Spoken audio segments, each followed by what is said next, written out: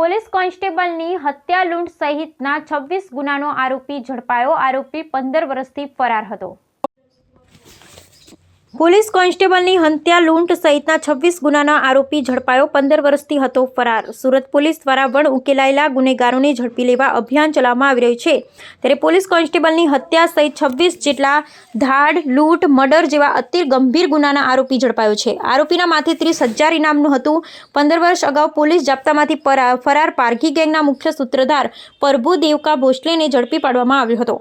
પાલેજથી નાસી ગયો. વર્ષ 2005માં નેશનલ હાઈવે તેમજ સુરત ગ્રામ્ય, ભરૂચ, તાપી, નવસારી, બુલઢાણા તેમજ છેવાડાના વિસ્તારમાં ખેતરોમાં તેમજ એકાંત રસ્તા પર આવતા જતા રાહદારીઓને માર મારી લૂંટ કરી નાસી જતી મહારાષ્ટ્રના બુલઢાણા જિલ્લાની પારઘી ગેંગ પકડાઈ હતી. આ આરોપી ખૂંખાર હોવાની સાથે ઉચ્છલ પોલીસ સ્ટેશનની હદમાં ફરજ પરના પોલીસ કોન્સ્ટેબલની હત્યા કરી નાસી ગયા હતા.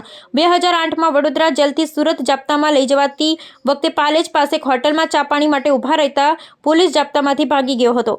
વતનમાંથી ઝડપાયો પ્રભુ રઘુનાથ ઉર્ફે દેવકા ભોસલે પર ગુજરાત સરકારે 30,000નું ઇનામ જાહેર કર્યું હતું. પરંતુ પ્રભુ રઘુનાથ પોલીસ જાપ્તામાંથી 2 વખત ફરાર થઈ ગયો હોવાથી આજીવન કેદની સજા પામ્યો હતો. સાથે જ 15 વર્ષથી નાસ્તો ફરતો હોવાથી પોલીસ દ્વારા સતત વોચ ગોઠવવામાં આવી હતી. આરોપી છેલ્લા 15 વર્ષથી નાસ્તો ફરતો રહેતા મોબાઈલ વાપરતો ન હતો. સાથે જ કન્સ્ટ્રક્શન સાઇટ ઉપર કામ કરતો હતો. ત્યારે વતનમાં આવતા તેને ઝડપી લેવામાં આવ્યો હતો.